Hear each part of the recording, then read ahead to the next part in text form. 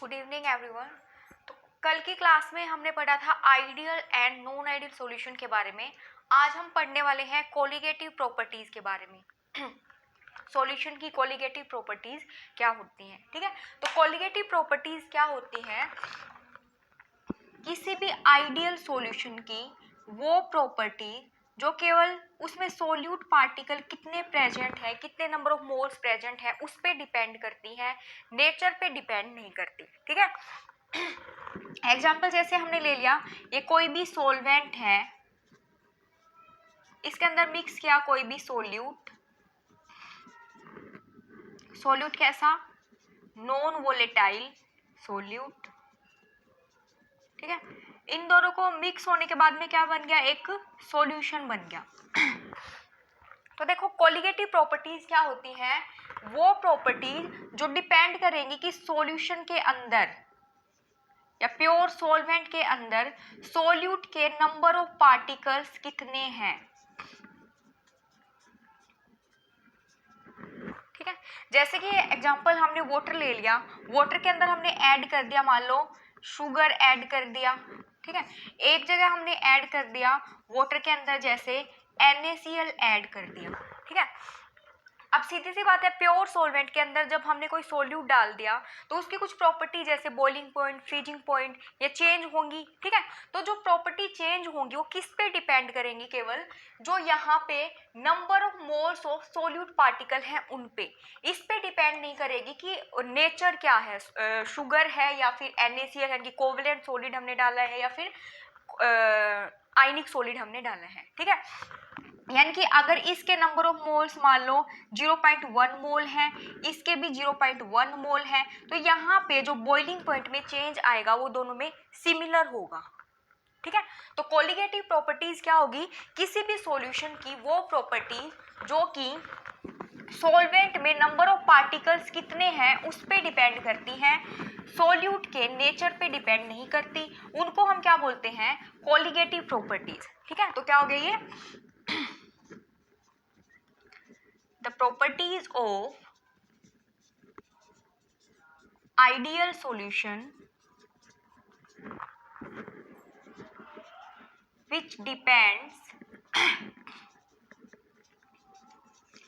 only upon the number of particles of the solute in the solvent and do not depend upon the nature of the solute, ठीक है। उन properties को हम क्या बोलते हैं? कोलिगेटिव प्रॉपर्टीज, यानी कि वो प्रॉपर्टी जो नंबर ऑफ पार्टिकल्स यानी कि नंबर ऑफ मोल्स पे डिपेंड कर रही है कि सोल्यूट के कितने आयन या मॉलिक्यूल हैं, नेचर पे डिपेंड नहीं करती हैं, उनको हम क्या बोलते हैं? कोलिगेटिव प्रॉपर्टीज बोलते हैं, ठीक है। तो आज हम देखते हैं यहाँ पे कोलिगेटिव प्रॉपर्टीज की कितनी टाइप की हो सकती हैं। पहला है यहाँ पे relative lowering of vapour pressure, ठीक है। दूसरी प्रॉपर्टीज है एलिवेशन इन बॉइलिंग पॉइंट। तीसरी प्रॉपर्टी है डिप्रेशन इन फ्रीजिंग पॉइंट और अगली है यहाँ पे ऑस्मोटिक प्रेशर, ठीक है।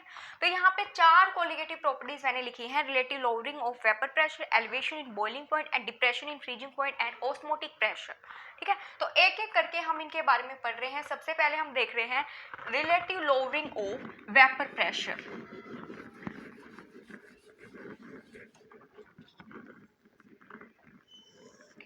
तो देखो इसके बारे में हम राउट्स लॉ में भी पढ़ चुके हैं, routes law for non volatile solute के अंदर, ठीक है। तो अभी हम देखो फिर से यहाँ देख रहे हैं, मान लो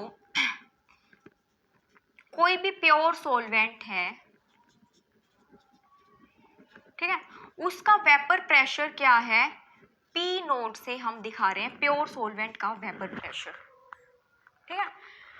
वेपर प्रेशर क्या होता है इसके बारे में हम पढ़ चुके हैं, ठीक है। मान लो हमने इसके अंदर कोई सोल्यूट ऐड कर दिया, और कैसा सोल्यूट हमने ऐड किया है यहाँ पे, नॉन वोलेटाइल सोल्यूट। ठीक है, जैसे हम सोल्यूट ऐड करेंगे तो कुछ पार्टिकल्स यहाँ पे सोल्यूट से क्या हो जाएंगे, डिस्प्लेस हो जाएंगे। ठीक है, अब अपने को पता है कि नॉन वोलेटाइल का मतलब क्या होता है कि इनसे वेपर्स इजीली नहीं बनते हैं। ठीक है, तो जैसे ही हमने प्योर सॉल्वेंट में सोल्यूट ऐड कर दिया तो जो वेपर कम बनेंगे, या हम बोल सकते हैं कि जो वेपर प्रेशर होगा वो डिक्रीज हो जाएगा। ठीक है, यानी कि ये पार्टिकल तो नॉन वोलेटाइल है सरफेस पे जो आ गई, इनकी वजह से तो वेपर्स बनेंगे ही नहीं, वेपर नहीं बनेंगे तो यानी कि नॉन वोलेटाइल है। ठीक है, वेपर्स नहीं बनेंगे, वेपर्स नहीं बनेंगे तो इसका मतलब वेपर प्रेशर क्या हो जाएगा, कम हो जाएगा। ठीक है, तो वेपर प्रेशर क्या हो जाएगा, डिक्रीज हो गया। ठीक है, मान लो कि जो सॉल्यूशन का वेपर प्रेशर है वो कितना है, पीएस। पीएस यहाँ पे क्या है, वेपर प्रेशर ऑफ सॉल्यूशन। ठीक है, अब देखो पहले इतना था, अब इतना हो गया, तो लोअरिंग ऑफ वेपर प्रेशर कितना हो गया, प्योर माइनस में पीएस। ये क्या है, प्योर सॉल्वेंट का वेपर प्रेशर, ये क्या है, सॉल्यूशन का वेपर प्रेशर।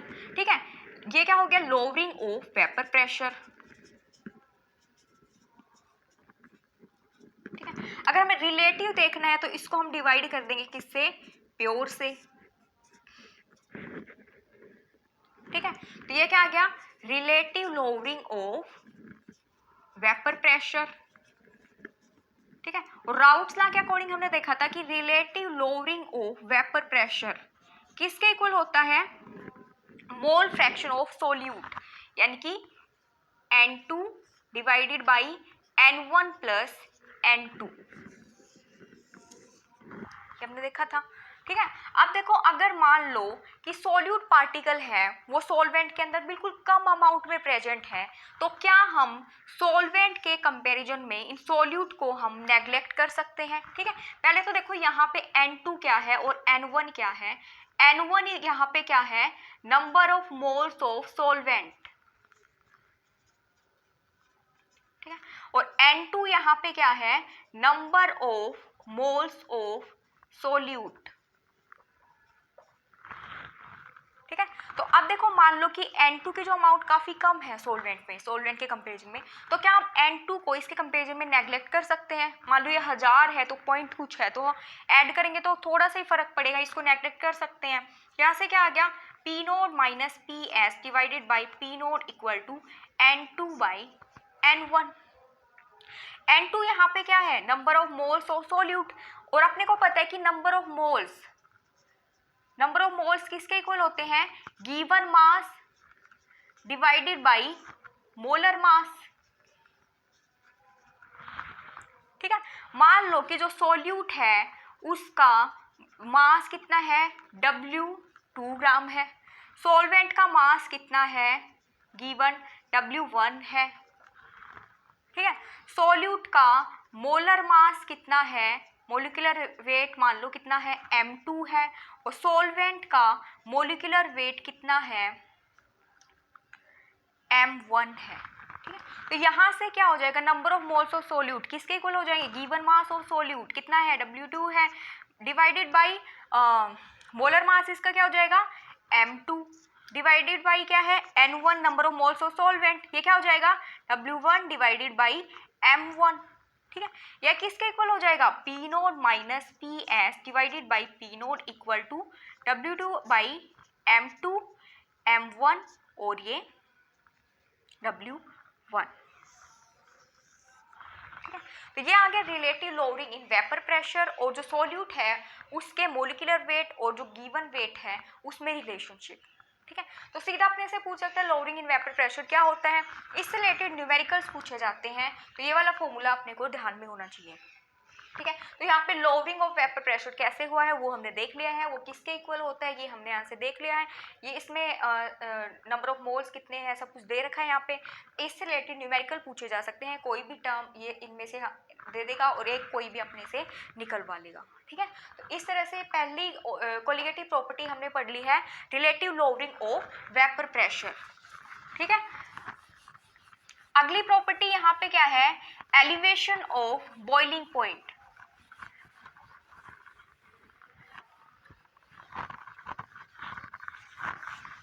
अगली प्रॉपर्टी यहाँ पे क्या है, पर इसको रफ कर रही हूँ मैं पूरे को।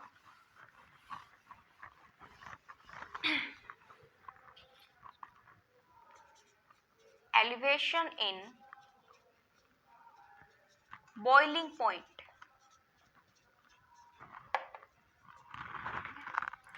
एलिवेशन का एक तरह से मतलब हम यहाँ पे लगा सकते हैं इंक्रीज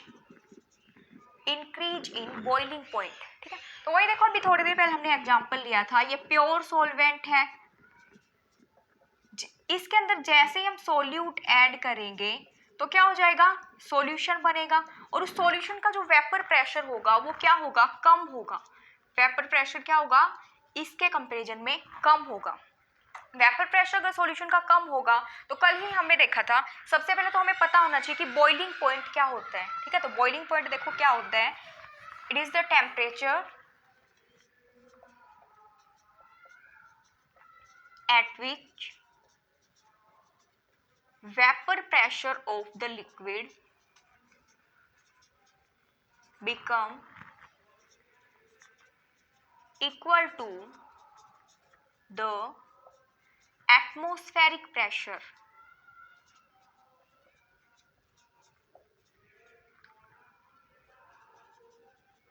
ठीक है, तो बॉइलिंग पॉइंट क्या हो गया, कोई भी लिक्विड है हम उसको हीट कर रहे हैं तो क्या बन रहे हैं, वेपर्स बन रहे हैं, और वेपर्स की वजह से क्या वहाँ पे वेपर प्रेशर अप्लाई हो रहा है। ठीक है, तो हम इसको हीट करते जाएंगे, वेपर प्रेशर क्या होता जाएगा, बढ़ता जाएगा। तो वो वाला टेम्परेचर जिस पर जो वेपर प्रेशर है वो अपने एटमॉस्फेरिक प्रेशर के इक्वल हो जाएगा, उस वाले पॉइंट को ही हम क्या बोलेंगे, बॉइलिंग पॉइंट। क्लियर है, यानी कि वो वाला पॉइंट, वो वाला टेम्परेचर जिस पर किसी भी लिक्विड का वेपर प्रेशर किसके इक्वल हो जाएगा, एटमॉस्फेरिक प्रेशर के इक्वल हो जाएगा, उसी वाले पॉइंट को हम क्या बोलेंगे, boiling point of the liquid. ठीक है, तो अभी देखो हम यहाँ पे देख रहे थे, एक तो है प्योर सॉल्वेंट।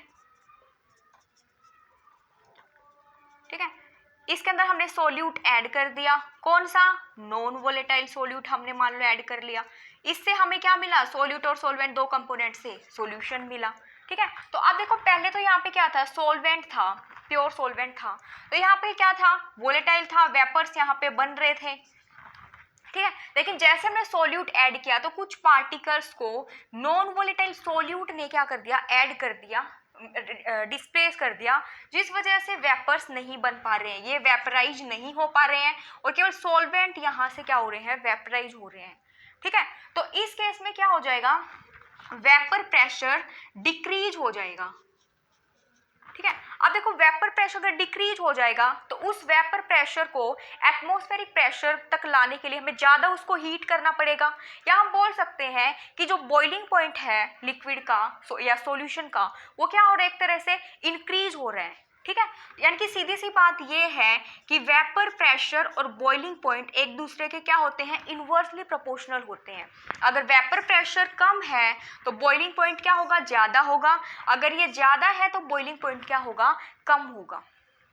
ठीक है, तो ये था कि जैसे ही प्योर सॉल्वेंट में हम solute, non volatile solute add करेंगे तो वेपर प्रेशर डिक्रीज हो जाएगा, जिस वजह से बॉइलिंग पॉइंट क्या हो जाएगा, इंक्रीज हो जाएगा। ठीक है, अगर हम इसको ग्राफ से रिप्रेजेंट करें तो इस वाली डायरेक्शन में हम लेते हैं यहाँ पे वेपर प्रेशर, और इस वाली डायरेक्शन में लेते हैं हम टेम्परेचर। ठीक है, तो एक तो था प्योर सॉल्वेंट के लिए अपने को पता है वेपर प्रेशर होता है वो ज़्यादा होता है as compare to the solution. ठीक है, दूसरा फैक्टर ये था, जैसे वेपर प्रेशर के बारे में हमने पढ़ा था, जैसे जैसे टेम्परेचर इंक्रीज करता जाएगा वेपर प्रेशर क्या होता जाएगा, इंक्रीज होता जाएगा। ठीक है, तो यहाँ पे स्टार्टिंग में मान लो प्योर सॉल्वेंट का वेपर प्रेशर इतना है, जैसे जैसे टेम्परेचर बढ़ा उसका वेपर प्रेशर क्या होता जाएगा, बढ़ता जाएगा। ठीक है, ये क्या हो गया, मान लो प्योर सॉल्वेंट का वेपर प्रेशर। ठीक है, लिक्विड फॉर्म में है जो कि, ठीक है, जैसे हमने सोल्यूट ऐड किया सॉल्यूशन बन जाएगा, सॉल्यूशन का जो वेपर प्रेशर अपने को पता है वो सॉल्वेंट से कम होगा, तो उसके लिए हालांकि इंक्रीज तो होगा टेम्परेचर के साथ में, लेकिन क्या होगा, कम होगा यहाँ पे। ठीक है, अब मान लो यहाँ पे जो प्रेशर है वो 1 एटमॉस्फेयर है, एटमॉस्फेरिक प्रेशर के बराबर है। ठीक है, तो अगर यहाँ इसको मीट करें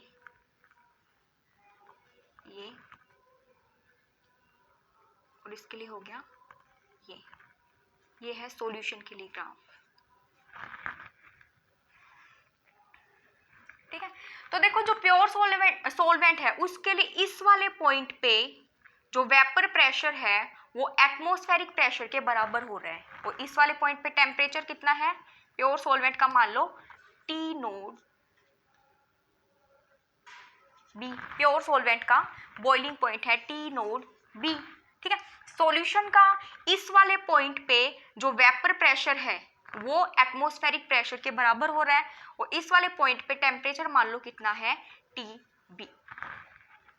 ठीक है, इन दोनों का डिफरेंस क्या हो गया डेल्टा टी बी, और इसी को हम क्या बोलते हैं एलिवेशन इन बॉइलिंग पॉइंट। ठीक है, यानी कि ये क्या है सॉल्यूशन का बॉइलिंग पॉइंट। तो यहां से डेल्टा टी बी किसके इक्वल आ गया, फाइनल कितना है T B minus T nought B. ठीक है, यहां पे देखो क्या है टी बी क्या है यहाँ पे boiling point of the solution. ठीक है, और टी नोड बी यहाँ पे क्या है boiling point of the pure solvent. ठीक है, और ये क्या है difference in both boiling points. ठीक है, अब देखो बॉइलिंग पॉइंट यहाँ पे थोड़ा इंक्रीज हो रहा है। ठीक है, प्योर सॉल्वेंट के कंपेयर सॉल्यूशन का, तो इस वजह से हम इसको क्या बोल देते हैं elevation in the boiling point. ठीक है, तो ये वाला हमें ध्यान में रखना है, ये क्या है boiling point of the solution और ये क्या है boiling point of the pure solvent. ठीक है, आगे अपने को यहाँ पे कैलकुलेट किया गया है कि जो डेल्टा टी बी होता है वो डायरेक्टली प्रोपोर्शनल होता है किसके मोलैलिटी के। एम यहाँ पे क्या है मोलैलिटी ऑफ द सॉल्यूशन। ठीक है, डेल्टा टी बी किसके इक्वल हो गया, यहाँ पे प्रोपोर्शनलिटी को हटाया तो हमने कांस्टेंट लगा दिया के बी और ये बन गया एम। के बी क्या होता है यहाँ पे, इसको हम क्या बोलते हैं मोलल, मोलैलिटी है मोलल एलिवेशन कांस्टेंट। ये क्या है मोलल एलिवेशन कांस्टेंट, या हम इसको बोलते हैं इब्यूलियोस्कोपिक कांस्टेंट।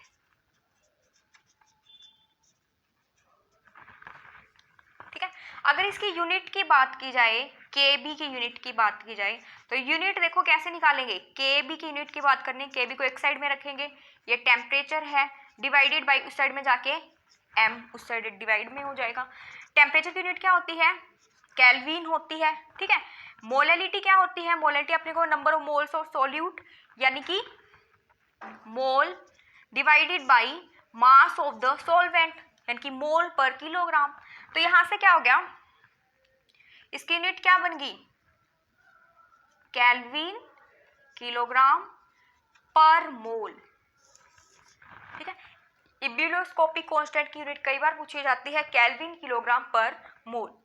ठीक है, दूसरा इसकी डेफिनेशन पूछी जाती है कि इब्यूलियोस्कोपिक कांस्टेंट या एलिवेशन कांस्टेंट क्या होता है मोलर एलिवेशन कांस्टेंट। तो देखो अगर हम यहाँ पे मोलैलिटी को यूनिटी ले लें, मोलैलिटी को अगर हमने मान लो यूनिटी ले लिया, ठीक है, तो क्या होगा जो टी बी है डेल्टा टी बी वो किसके इक्वल हो जाएगा के बी के इक्वल। ठीक है, तो इसको हम कैसे डिफाइन कर सकते हैं molar elevation constant is the elevation in boiling point. ये क्या है elevation in boiling point when molality of the solution is taken as unity. ठीक है, तो क्या हो गया इसकी डेफिनेशन क्या होगी, it is the elevation in boiling point, elevation in boiling point when the molality of the solution taken as unity। Clear है यहाँ तक। ठीक है, तो ये हो गया एलिवेशन। ठीक है, ये इसके इक्वल होता है, ये क्या क्या होता है मैंने यहाँ पे बता दिया है। इब्यूलियोस्कोपिक कांस्टेंट के बारे में पूछ सकता है, इसकी यूनिट पूछ सकता है, इसकी डेफिनेशन यहाँ पे पूछी जा सकती है। फिर इससे रिलेटेड न्यूमेरिकल्स पूछे जा सकते हैं। न्यूमेरिकल्स में हमें क्या करना है मोलैलिटी की यहाँ पे वैल्यू पुट करनी है। देखो कैसे, तो यहाँ से क्या हो गया अभी हमने देखा डेल्टा टी बी किसके इक्वल है Kb multiply by m, delta Tb equal to Kb multiply by m molality. यहाँ से Kb मल्टीप्लाई बाई मोलैलिटी किसके इक्वल होती है, number of moles of solute divided by mass of the solvent, mass of the solvent in kg, kilogram में। अगर ग्राम में दे रखे हो तो उसको हम किलोग्राम में कन्वर्ट करेंगे, ठीक है। तो यहाँ से क्या हो गया, Kb multiply by number of moles of solute को हम कितना मान के चल रहे हैं, N2, और सॉल्वेंट को कितना मान के चल रहे हैं, N1, ठीक है। तो यहाँ पे और इसके मास को हम मान रहे हैं W2 और इसको W1, ठीक है। तो यहाँ पे क्या हो जाएगा, number of moles of solute कितने हो जाएंगे, given mass divided by molar mass divided by mass of the solvent कितना है, मास ऑफ द सॉल्वेंट कितना है, W1। अगर ये ग्राम में मान लो है तो इसको 1000 से डिवाइड करेंगे, ठीक है। तो यहाँ से क्या बन गया, delta Tb equal to Kb multiply by W2 by M2 1000 by W1, ठीक है। W2 W1 यहाँ पे क्या है बता दिया है, ठीक है। Kb यहाँ पे क्या है, इबिलियोस्कोपिक कांस्टेंट है, ये क्या है, एलिवेशन इन बॉइलिंग पॉइंट, जो कि इसके इक्वल होता है, ठीक है। तो इससे रिलेटेड भी अपने से न्यूमेरिकल्स पूछे जा सकते हैं, कोई भी एक टर्म अपने को अपने से निकलवा लेगा, बाकी टर्म्स अपने को दे देगा, ठीक है। तो इस तरह से हमने पढ़ लिया है एलिवेशन इन बॉइलिंग पॉइंट, ठीक है। आगे है डिप्रेशन इन फ्रीजिंग पॉइंट। तो एलिवेशन का मतलब देख लिया हमने क्या होता है, इंक्रीज होना एक तरह से, और डिप्रेस का मतलब क्या होता है, डिक्रीज होना।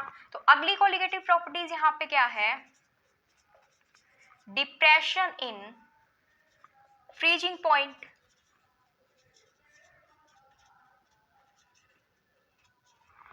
डिप्रेशन इन फ्रीजिंग पॉइंट, ठीक है। तो डिप्रेस का मतलब यहाँ पे क्या होता है, डिक्रीज होना, यानी कि जो सॉल्यूशन का फ्रीजिंग पॉइंट है वो कम मिलेगा as compare to the pure solvent, ठीक है।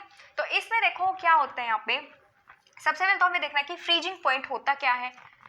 तो फ्रीजिंग पॉइंट क्या होता है, it is the temperature, it is the temperature at which vapour pressure of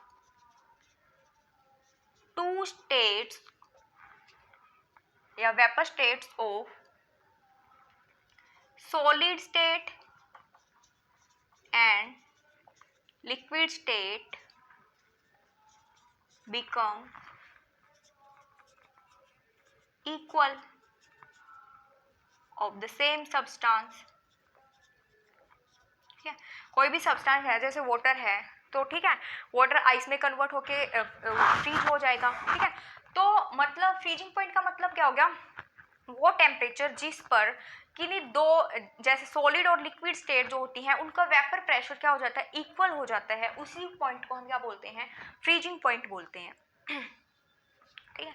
अब देखो अगर यहाँ पे ग्राफ देखा जाए, तो ग्राफ हम यहाँ पे प्लॉट कर रहे हैं वेपर प्रेशर और टेम्परेचर के बीच में।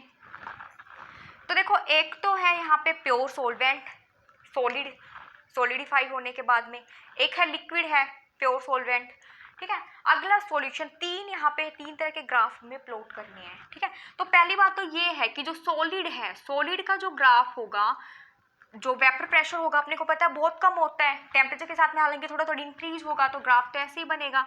ये हो गया, मान लो कोई सॉलिड है, सॉल्वेंट, ठीक है। अब लिक्विड सॉल्वेंट है, उसका क्या होगा ग्राफ, इससे ऊपर की ओर होगा, क्योंकि उसका वेपर प्रेशर क्या होगा, ज़्यादा होगा। तो लिक्विड मान लो सॉल्वेंट है, उसका वेपर प्रेशर क्या होगा, ज़्यादा होगा। अगर सॉल्यूशन का देखा जाए तो सॉल्यूशन का जो होता है वेपर प्रेशर कम होता है, प्योर सॉल्वेंट के कंपेरिजन तो नीचे की ओर आएगा, ठीक है। तो अब देखो इन वाले अगर ग्राफ को यहाँ पे मीट करवाएं, ठीक है, तो और इसको यहाँ पे मीट करें, ठीक है। तो देखो ये वाला पॉइंट है, इस वाले पॉइंट पे सॉलिड जो सॉल्वेंट है उसका वेपर प्रेशर और जो लिक्विड सॉल्वेंट है उसका वेपर प्रेशर इक्वल है, ठीक है। तो इस वाले पॉइंट को यानी कि हम क्या बोलेंगे, freezing point of the pure solvent. ये हो गया प्योर सॉल्वेंट का फ्रीजिंग पॉइंट, जिसको हम रिप्रेजेंट करते हैं टी नोड एफ से, ठीक है। अब इस वाले पॉइंट पे देखो सॉल्यूशन का वेपर प्रेशर और जो सॉलिड है सॉल्वेंट उसका वेपर प्रेशर इक्वल है, तो इस वाले पॉइंट को हम क्या बोलेंगे, vapour freezing point of the solution, जिसको हम रिप्रेजेंट करेंगे टी एफ से, और इन दोनों के डिफरेंस को हम क्या बोलेंगे, डिप्रेशन इन फ्रीजिंग पॉइंट। यानी कि जो फ्रीजिंग पॉइंट है वो प्योर सॉल्वेंट का क्या है, ये है, और इसका है ये, ठीक है। तो बॉइलिंग पॉइंट देखो सॉल्यूशन का क्या आ रहा था, ज्यादा आ रहा था, लेकिन फ्रीजिंग पॉइंट है सॉल्यूशन का यहाँ पे क्या आ रहा है, कम आ रहा है, ठीक है। तो देखो यहाँ पे क्या है, डेल्टा टी एफ किसके इक्वल आ गया अपना, T note F minus T F, ठीक है। डेल्टा टी एफ यहाँ पे क्या है, depression in freezing point, depression का मतलब decrease, depression in freezing point, ठीक है। टी नोट एफ यहाँ पे क्या है, freezing point of pure solvent, ठीक है। और टी एफ यहाँ पे क्या है, freezing point of the solution. तो इसमें भी ऐसे देखो, जैसे लास्ट एलिवेशन में हमने पढ़ा था डेल्टा टी एफ जो होता है डायरेक्टली प्रोपोर्शनल होता है मोलैलिटी, या हम प्रोपोर्शनलिटी को हटाएंगे यहाँ पे तो क्या बन जाएगा, delta T F equal to K F molality,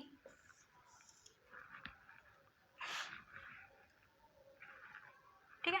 के एफ यहाँ पे क्या है, डिप्रेशन कांस्टेंट,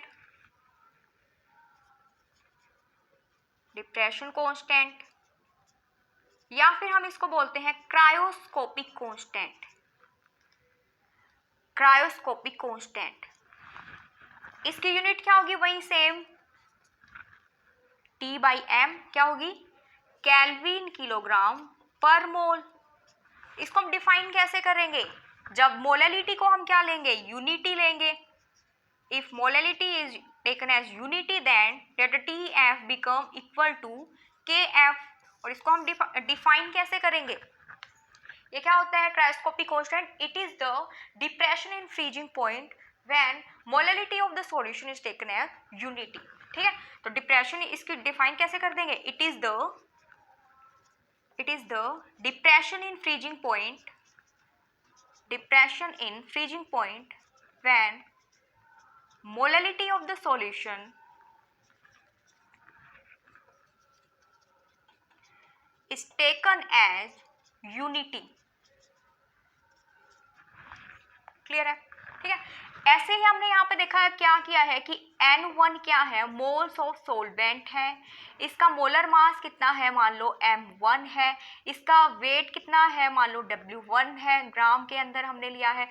सॉल्यूट हमने यहाँ पे N2 पार्टिकल्स उसके डिजोल्व किए हैं, नंबर ऑफ मोल्स, उसका वेट है W2 ग्राम है, और उसका मोलिकुलर वेट है M2, ठीक है। तो यहाँ पे अगर हम मोलैलिटी की जगह पे वैल्यूज पुट करें तो डेल्टा टी एफ किसके इक्वल हो गया, के F multiply by number of moles of solute, किसके इक्वल हो जाएंगे, given mass of the solute and divided by molar mass of the solute, divided by क्या होता है, मास of the solvent. Mass of the solvent कितना है,